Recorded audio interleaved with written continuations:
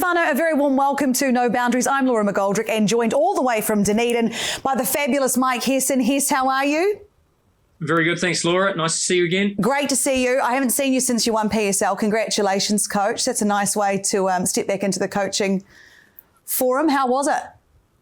Yeah, it was nice to get back on the tools again, having sort of been in that director of cricket role for a while. So, yeah, I really enjoyed it. It's a good competition and, I'd never been to Pakistan before. So, yeah, I thoroughly enjoyed it.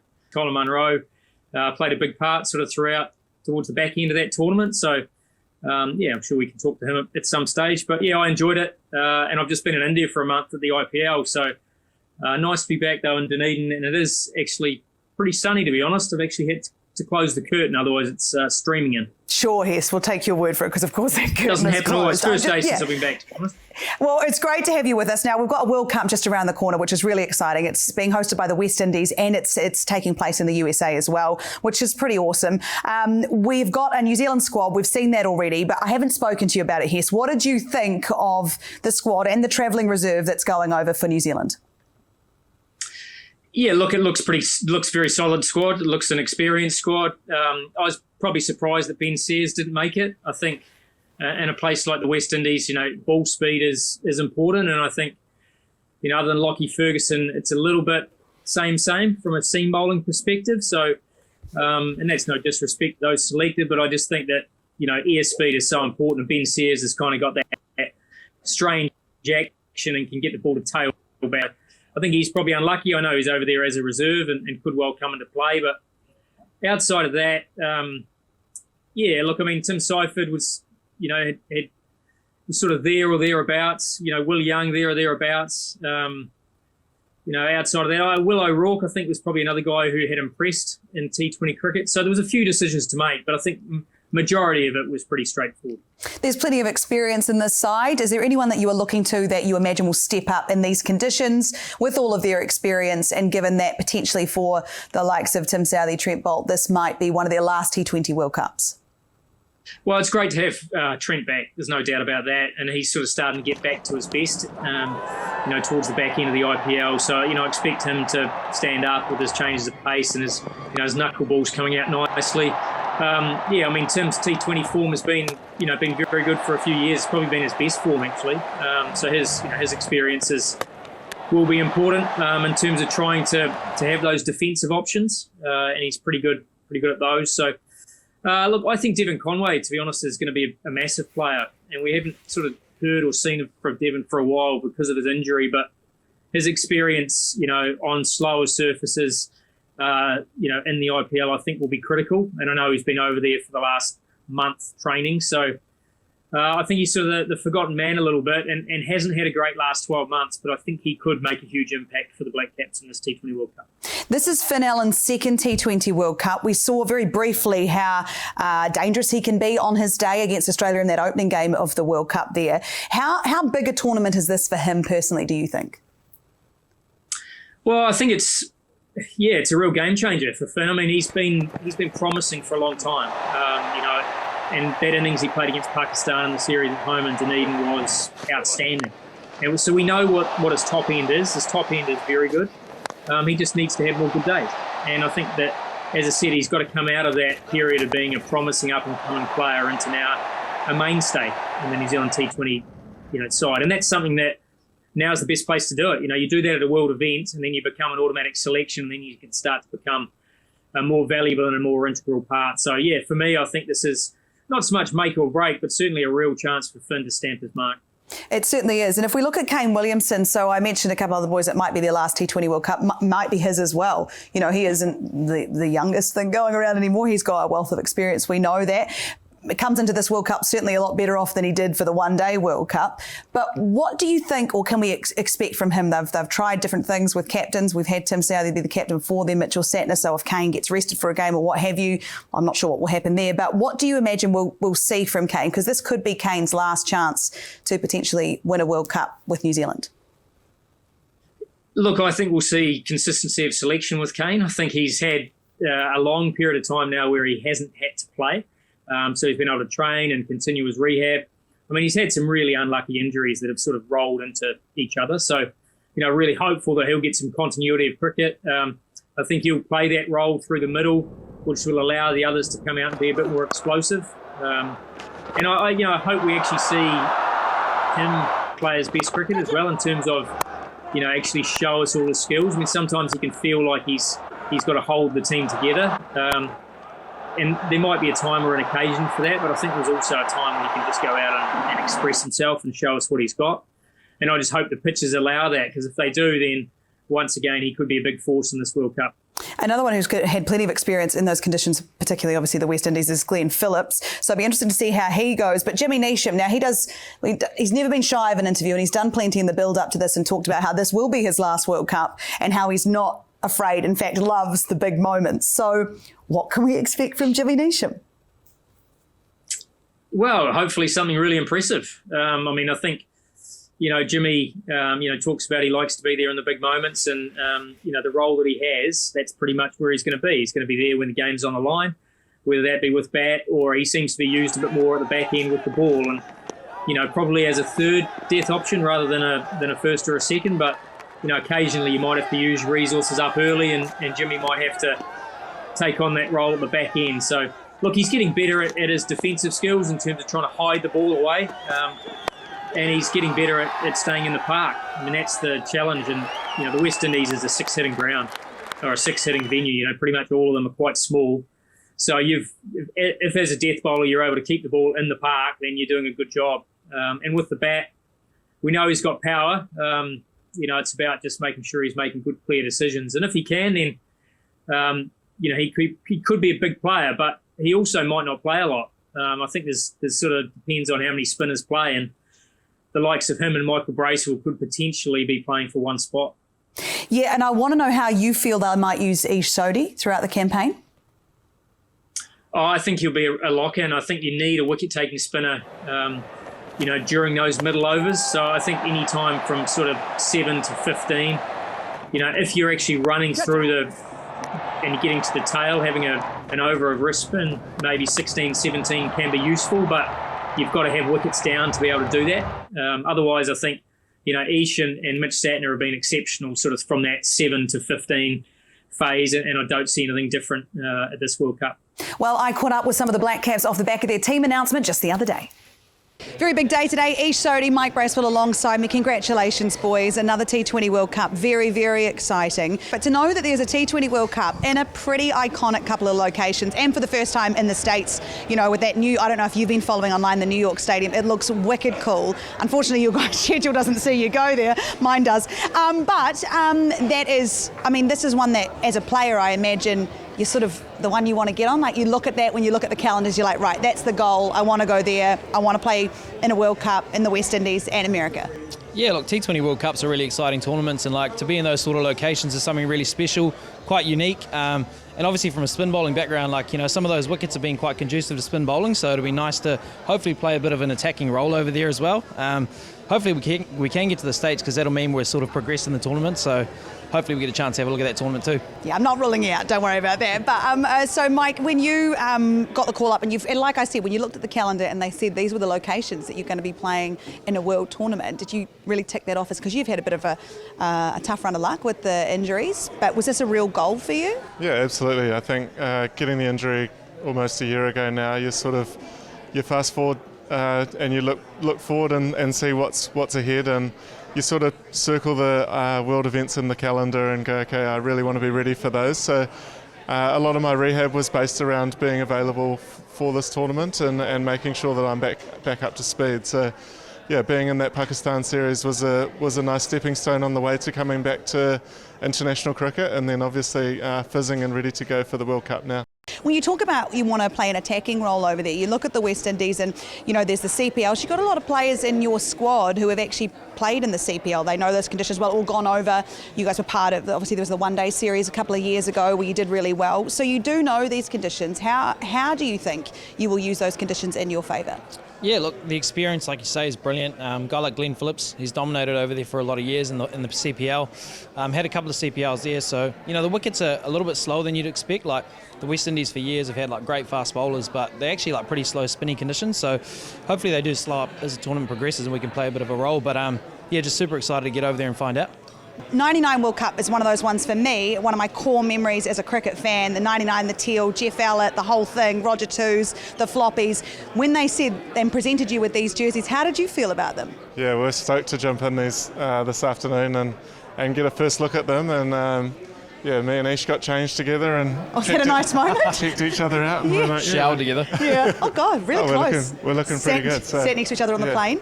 Lovely, Yeah. lots to talk about. But when you got into it, like what is the uniform for you that New Zealand's had that really sticks out? Oh, this is nostalgic as, and like we're fortunate in the last T20 World Cup to have a game wearing teal, but to have a whole tournament's pretty exciting. Like 99 was massive for a lot of us, I think, of that era. So yeah, very exciting. What do you remember from that '99 World Cup? Jeff Ellett, the highest wicket taker. They also used the white Duke's ball. Yeah. So that's a bit of cricket history and trivia. Shane Warne was also the High joint sequel. leading wicket taker. So yeah. Lucky enough to have two members of the New Zealand squad heading over to the World Cup and another T20 World Cup for you, Jimmy Neesham, and you, Finn Allen. It's a very exciting time, I have no doubt. Finn, for you, weren't so lucky getting on the plane this time, bit of a back niggle, but you'll be fine, I know, for the World Cup. Really exciting. After your first experience of Australia a couple of years ago, how are you feeling about going over to the West Indies in America? Yeah, good. Obviously, disappointing result to the last one, and I know the boys are pretty fizzed up to get over there this time. I think we've had pretty good prep. The guys in Pakistan, they were really successful over there with, the conditions and everything. So I think the way that we've had the build up to this one will be, hopefully a good one. Okay, so you've been playing lots of cricket. There's lots of cricket happening around the world. IPL. Let's talk about big scores and stuff. How do you feel that this team will compete, and who do you think will be our biggest competitors in this World Cup? Yeah, well, first and foremost, no impact player in the World Cup, so don't have to bowl to 8 specialist batsmen, so that'll make it a bit easier. But I think the best thing about our group at the moment is we have a lot of experience in those conditions. We've got Kane's played CPL, I've played a couple of times. GP is there every season, so we've got a lot of IP as far as those grounds, and we probably go in with a little bit of an advantage from that perspective. But I think in general over the last couple of tournaments, that's something we've really prided ourselves on, is adapting to the conditions quicker than the other team, and this one will be no different. MLC, you took part in that last year. It's a really cool place to go over to America and play cricket, something I never thought we'd see, but here we are, and I don't know if you guys have been watching the progress of all the different grounds that are being built. What were the facilities like when you were part of the MLC, and do you think it's going to be a great host for the World Cup? Yeah, I think it was pretty remarkable. The ground in Dallas was, done up a month before the tournament started, and there were scores of 200 plus in games over there. So it's pretty incredible how, they put everything together so quickly, and I guess, the care that they take into the grounds like that. So yeah, I think it's going to be pretty cool. And I suppose the ground in New York as well, pretty special. I think India, Pakistan over there. You're working that as well, aren't you? So I think it'll be, it's pretty cool. That is going to be a heck of a game. As a cricket fan, which I know you both are as well, what is the game that you're most looking forward to either playing in or watching? The final. Yep, great. Yep. I respect that. For you, Finn? Yeah, I suppose obviously that's always the aim, isn't it, and the goal. But West Indies at home in their home conditions will be a pretty cool game to be a part of. And then I guess we'll only get to watch on TV, but India, Pakistan at New York could be pretty special. Two members of the New Zealand World Cup squad alongside me, Mark Chapman, Tim Southey, and congratulations to you both.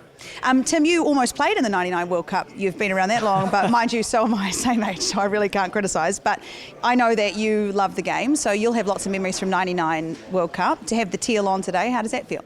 Yeah, it is. Obviously, the last couple of World Cups, we've had a bit of a throwback to previous years, and I think of the '99 World Cup, and a lot of people that were around to watch it would think Roger Twos and Jeff Ellett, and along with the win against Australia in Cardiff. So for me, it's nice to I guess try and replicate the '99 World Cup, and hopefully can get the ball swinging like Jeff Ellett.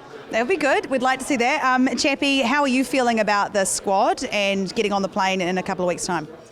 Yeah, I think the squad's a pretty experienced one. It's been pretty settled across the white ball formats for a number of years now. So, yeah, there's some exciting talent in there. Obviously, Finn and Rutch, and a couple of youngsters that have really come to the fore of late. So, yeah, I'm looking forward to see what they do.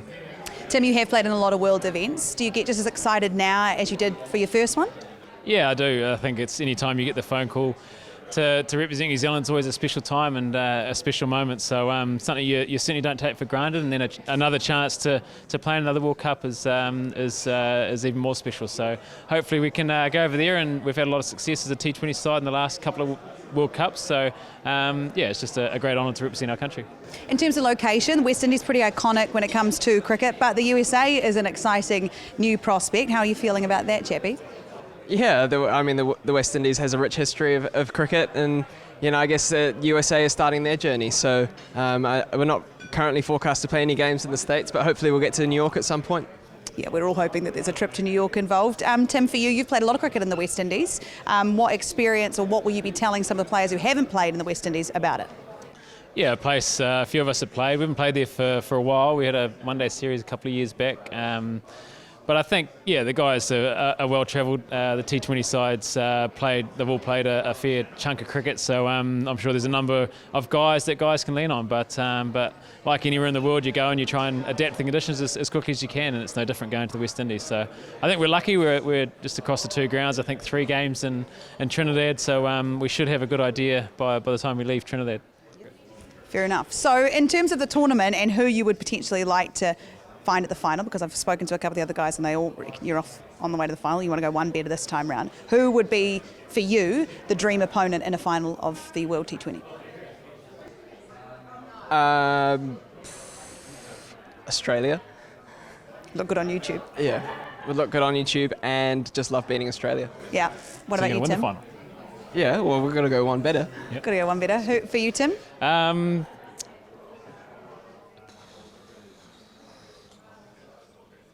India. India. Okay.